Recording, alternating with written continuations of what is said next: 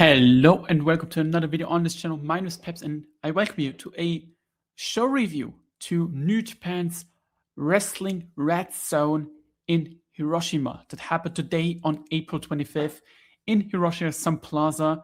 And we had two title matches here on the show with the Knockout Brothers defending the IWGP Tag Team titles in the main event against Bishamon, Hiroki, Goto, and Yoshihashi, as well as another clash for the IWGP Junior Tag Team titles between Robbie X and Taiji Shimori against Kosei Fujita and Robbie Eagles. I will talk about everything that happened on the show, but of course we will really rush through the undercard because what people want to hear is the main event and the two title matches. So I would say we jump straight into the first match. And that was an 8-man tag team match, including House of Torches, Sho, Yuji Takahashi, Chase Owens, Yoshinobu Kanemaru against Masuato, Yo, Shota Umino, and Toru Yano, who picked up the win in the end after 7 minutes and 32 seconds against Yuji Takahashi. And this was a very typical House of Torture 8-man tag team match to open the show. Nothing really too special that stood out here. I really don't like and to see how Chase Owens is presented as the guy in his House of Torture group because he's challenging Konosuke Takeshita for the New Japan television title. And I'm like, do we really need this? Do we really need a Chase Owens push, even though it's not really a push, but a title feud with Chase Owens in 2026? Do we need that? My answer would have been no 6 years ago, and he's been much worse ever since. So you can really know, you already know what my answer is going to be. Then we go on to match number 2, where the United Empire, Francesca Akira, Great-O-Khan Hinari picked up a win over Masatora Yasuda, Ryosuke Taguchi, and Taichi in 10 minutes, with Akira getting a big win here. Big, so to speak, win here. I thought this was totally fine. I really like the chemistry between the United Empire and Taichi. I think they have very good chemistry, and seeing Great-O-Khan trying to bully Taguchi Yasuda was always funny to see because he's always trying his best, but really, like, nothing really works or looks good at all, in my opinion. So in the end, it's just a solid match. Akira gets a win. United Empire gets heated up again. Then we have the third match, once again with the House of Torture. Don Fale, Doki, Ren Narita, and Dick Togo face Toki Makabe, Tagimas 4, Aaron Wolf, and Bolton Oleg. This was, of course, built up, or like a match to build up the Doki versus Tiger Mask singles title match for the junior belt in Saga in a couple of days. And this match ended after 9 minutes in a no contest after the entire House of Torture jumped the ring and they brawled with no stopping.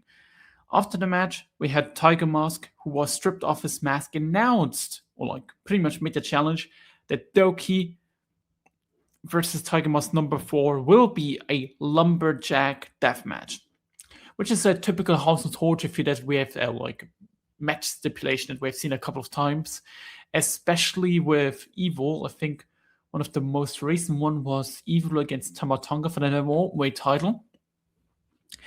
And I get the idea behind this because Tiger Mask 4, let's be real, he was never the best in-ring worker, and he's definitely past his prime. Not only in terms of pure in-ring work, but also in terms of how his body is working. He's not going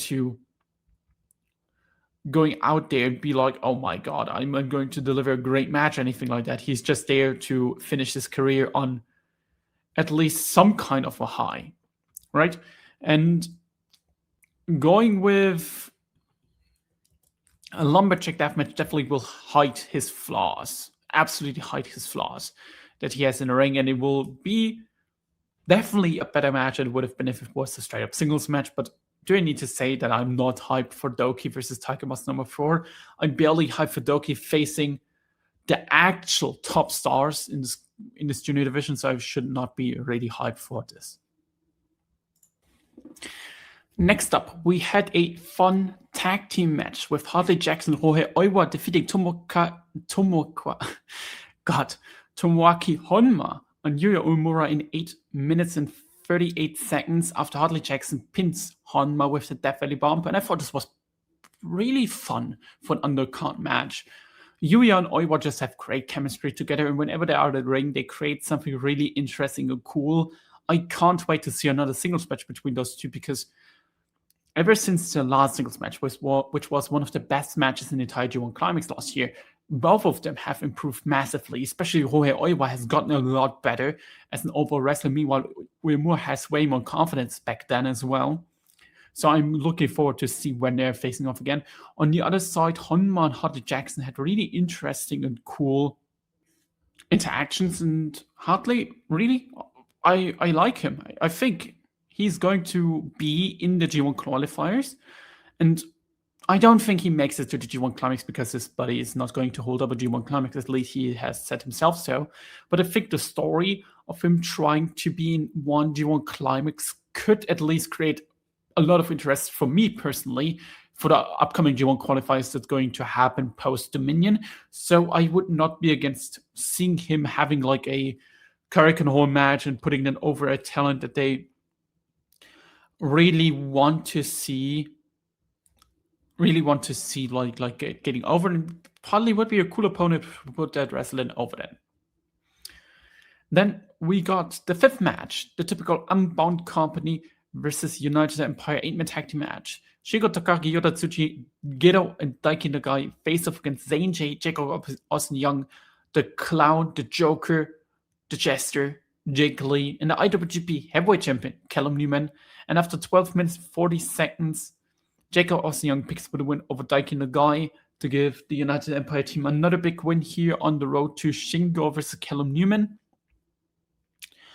I thought this was really fun. I liked this one a lot. It was a cool house show-ish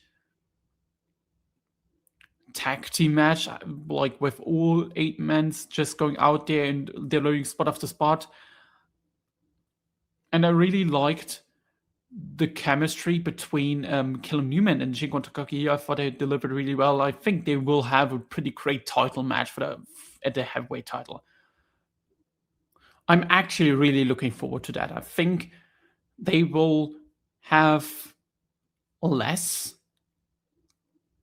Ospreay-isms and NXT-isms than the match against Yota Tsuchi, and I hope they don't jump the shark completely with this match, because a Shingo Takagi main event and also a Callum Newman main event, both of them, you can say really both of them, have the issue sometimes that they can go too far and don't do as much, like not just as much as they need to. And I think that like if they reach the 25-minute mark and then just end it instead of going overboard, which we have seen before with Shingo Takagi main events, especially against Will Ospreay. Well, he's facing Callum Newman here, a different wrestler. But I just remind you guys of the 45-minute match he had against Shingo Takagi versus Will Ospreay match that we had at Dontaku 2021. That, of course, had the injury then of Will Ospreay and led him to vacate the belt.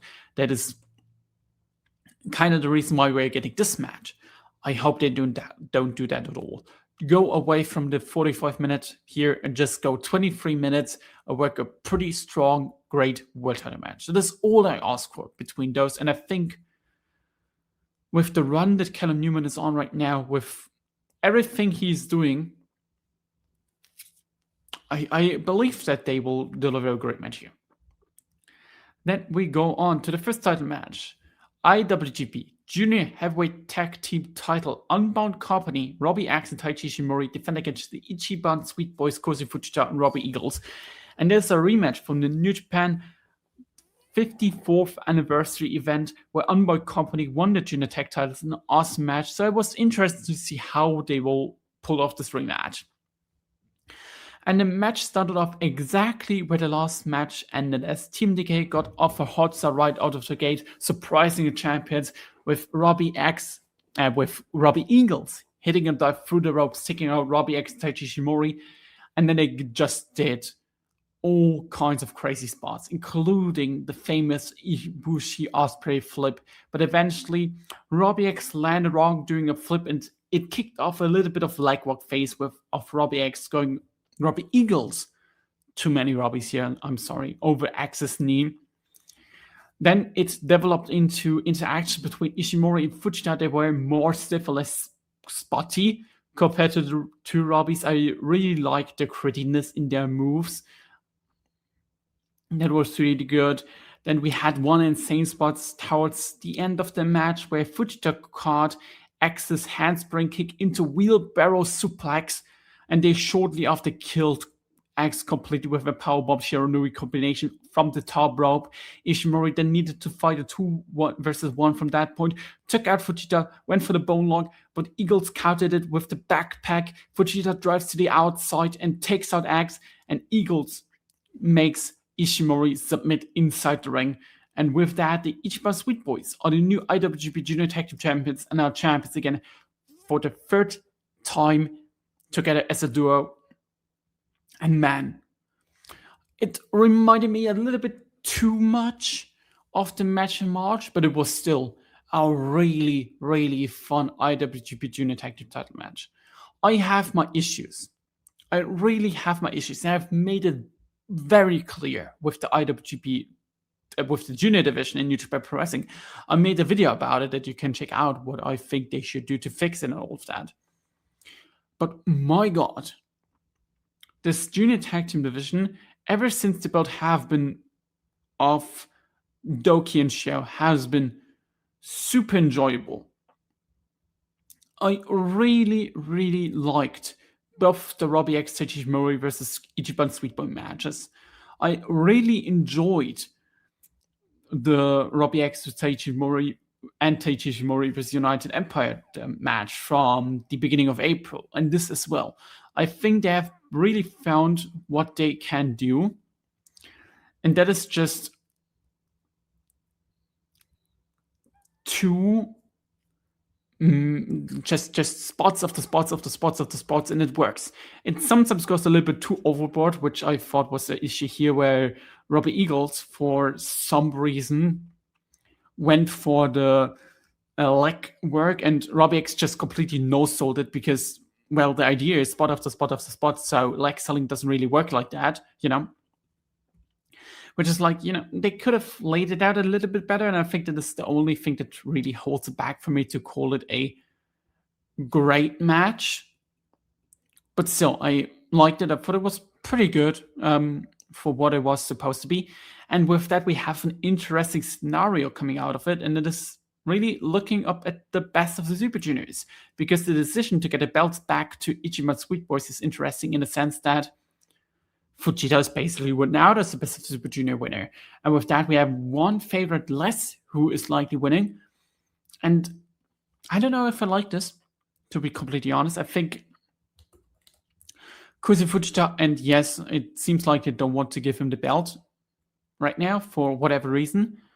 I feel like he should be at least in contention to be in the final and not be like, okay, he has a tag belt, so he's absolutely not winning, because realistically, he is not winning. It's very untypical for New Japan to give someone the tag belts and then the best of Super Juniors and then the singles belt. That seems like a little bit too much, even for the New Japan Junior division that can have double belts. I mean, Robbie Eagles had both belts at the very same time for a quick period. But with Robbie Eagles, with Fujita out, it's getting interesting, and I think it's possible, once again, that we are looking at a Master Wato win. Or, of course, El Desperado. Another name that I think is in contention with that is Taichi Ishimori. He has been on one hell of the run ever since teaming up with Robbie X in the formation of Unbound Company. He really enjoys working as a babyface again, it seems, and has been killing it in every match that he is in. Like, his performances ever since the Robbie X team have been phenomenal. He's really into all of the stuff he's doing it now, and it helps a lot of the junior division right now, because you need these kind of veterans that step up right out of the gate when you have Hiromu leaving and Desperado kind of in a weird state, especially with Doki right now as champion, and the young generation really not taking the ball yet for reasons that only the booking can explain us. The booking never explains us. So you need an Ishimori in top form, and right now, heading into the best of Super Juniors, it seems like he is. And that makes me excited for his Best of Super Junior run, because I hope so. At least hope.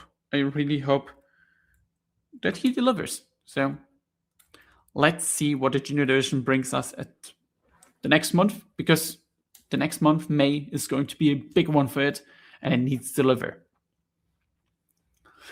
And with that, we are jumping into the main event, IWGP Tag Team Title. The Knockout Brothers, Asuka and Yuto Ice, defend against Bishamon, Hiroki Goto, and Yoshihashi.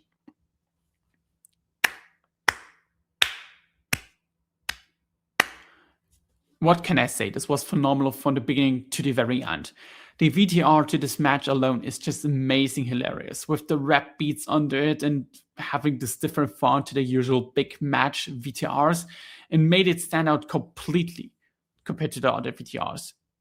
The match itself then kicks off with loud Ice chants by the crowd, and him and Goto going crazy and just going at each other right out of the gate. The match itself then had a very slow beginning, but effective one, with Bishamon having a bit more control by isolating Ice from Asuka, and once again it was presented that Asuka was billed as the big X factor in this match, as whenever he was really back in the match itself, the Knockout Brothers had a control over Bishamon. The match really shifted when Yoshihashi and Asuka both tagged in and started the interaction that didn't end until the very end. Yoshihashi especially bumped his goddamn ass off for both Ice and Asuka in this match and put on one hell of an outing, one of his best performances that he has had. And I love Yoshihashi. He's been awesome in the last couple of years. Him and Asuka were absolutely cooking together, especially when they had the big single stretch out the 20-minute mark. The near fall, for example, when Yoshihashi hit the Fisherman's Bust on Asuka, was incredible. The crowd went absolutely nuts for that. And from then on, we had just straight up incredible interactions between all four of them. Bishamon goes for the shoulder, but on Ice, but Asuka puts Yoshihashi in a sleeper to block it. Goto then takes out Yoshihashi in a 2v1. Ice, they hit the Shoto, but Ice saves at a 2.99 as the crowd goes nuts. Then we had an incredible sequence as Ice and Goto started to fight and went absolutely crazy, hit each other with forearms, hit each other with punches.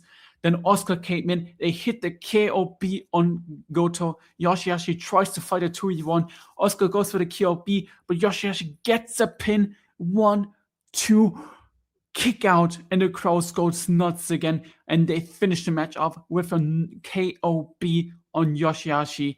And the Knockout Brothers retain the belts after 26 minutes.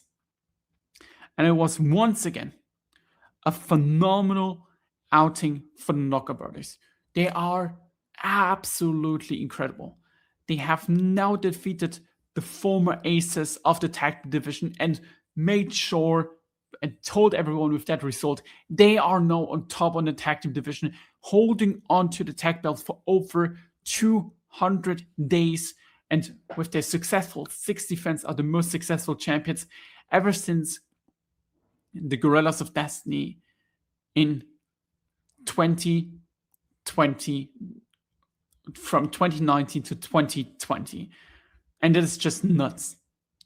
Their run they're on is absolutely incredible. Like, if we quickly go through the defenses, and we're just going to name them, right? You will see this quality run of the Knockout Brothers. They won the belt from Taichi and Tomohiro Ishii at Destruction. Phenomenal match. They then defended the belt against Shota Umino and Yuya Uemura at King of Pro Wrestling 2025, which was incredible. The match against Zack Sabre Jr. and Ryohei Oiwa at New Year's Dash, where they had this phenomenal promo afterwards, where Ice cut this incredible promo that pretty much changed their complete hype from really a 10 out of 10 level to a 20 out of 10 level. And their crowd reactions ever since have been unreal. The match against Shota Umino and Yuya Uemura at New Beginning was incredible. They had a pretty good outing against Gates of Agony in the US. Then the match against Team DK, Sexy Virginia Ryohei Oiwa at Sakura Genesis, with this out-of-the-world performance from Yuto Ice. Incredible. And now this match against Bishamon. This is by far the tag team of the year. What they are doing inside of the ring is absolutely phenomenal. They deserve every single praise they are getting for this title run because it's great. They have single-handedly made tag team wrestling relevant again in New Japan Pro Wrestling. And it's not just, oh, this tag team title run is good for New Japan. No, this tag team title run is an all-timer shit. They had like, let me lie, maybe 4 matches at 4.5 or higher this year, which is unheard of in all of pro wrestling, at least for what I have rated so far this year. I think the only other name that comes even close to that is Takumi Iroha, who had 3. So that tells you, okay, they are just on another level right now in terms of their performances. They are the top tag team in New Japan. They are the biggest tag team, or like the best tag team in the world right now. And it's going to be interesting to see who they have next, because the next defense likely is going to be a Dominion. So you would expect them to get the big name, because otherwise it would be kind of weird after all of that, especially considering it's on national television. And unlike Wrestle Kingdom, I can't see them missing out on this tour because they need something to draw for Dominion. And I think a big time Knockout Brothers match should be that. I expected Bishamon to be there, but it seems like that is not the case. They have been teasing something with Great Khan and Hinare, which could be possible considering Will Ospreay is not there and they will likely win another 6-man title. They can use their momentum to say, hey, look, we want the tag team titles, but it doesn't feel really to me like Dominion. They have the options to go with House of Torture, which would be bad, so I don't see that happening.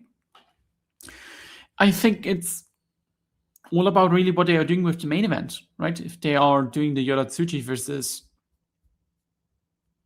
Yodatsuchi main event against Callum Newman for the IWGP heavyweight title, where Yodatsuchi wins the belt back, they could easily see United Empire versus Unbound Company tag team title match below that. Another option would be Shiko Takagi and Drilla Maloney. I think that could be a pretty great outing in Unbound Company versus Unbound Company that could work. We will see. They could always circle back to a Team TK or something like that, but we have seen them now so often, I don't want to see it again, to be honest. So with that, we will see. This tag team title run is definitely continuing, hype for that. With that, I hope you enjoyed this video. Leave a like, a comment down below. Check out my other video on the channel. And with that, bye-bye.